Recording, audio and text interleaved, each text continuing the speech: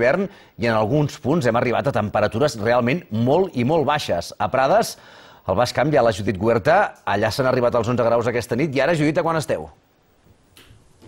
Doncs encara continuem sota zero, a 3 graus sota zero, i això que hem tingut la sort de poder fer aquest directe des del sol. Aquí a Prades, per exemple, fa 3 dies que no aconsegueixen que els termòmetres superen els 0 graus. Això fa que les màquines llevaneu hagin d'estar constantment llançant sal i sobretot que siguin els propis veïns el que retirin el gel que s'acumula davant de les seves cases. Davant d'aquesta situació que es preveu es mantingui durant el cap de setmana, sobretot es recomana moltíssima precaució a les carreteres a l'anomenat turisme de gel, aquell que li agrada venir a veure la neu. En aquests moments a tot Catalunya fan falta cadenes per circular al Coll de Pal, a Guardiola de Berguedà, a la carretera B4301 a Castellar de N'Hug, a la carretera que uneix la Riba amb la Farena a l'Alt Camp i també al Port de la Bonaigua. No són excepcionals, sí que estem vivint el fred més intens de l'hivern. Avui hem vist la gran majoria de termòmetres en negatiu, però a la costa, per exemple, el sol ha permès als més agosarats gaudir dels esports aquàtics. Aquesta és, doncs, la postal d'un matí de fred. Congelades, així trobem les fonts a Prades, on fa 3 dies que no pugen dels 0 graus.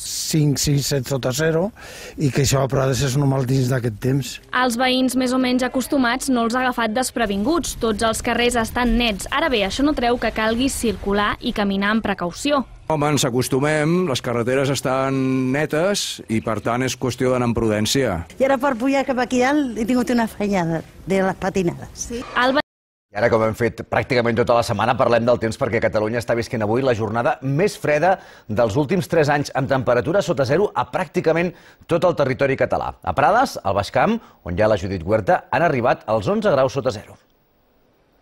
Aquí a Prades, per exemple, fa 3 dies que no aconsegueixen que els termòmetres pugin per damunt dels 0 graus. Això obliga a les màquines llevaneu a estar tirant constantment sal i als propis veïns a retirar el gel que s'acumula davant de les seves cases. Davant d'aquesta situació que es preveu es pugui mantenir durant el cap de setmana, es recomana sobretot el turisme anomenat de gel, aquell que li agrada venir a jugar amb la neu o fer-s'hi fotografies, sobretot moltíssima precaució a l'hora de circular. En aquests moments, a tot Catalunya fa falta l'ús de cadenes al Coll de Pal, a Guardiola de Berguedà, a la B4301 a Castellar de N'Hug, a la carretera que uneix la Riba amb la Farena a l'Alt Camp i al Port de la Bonaigua.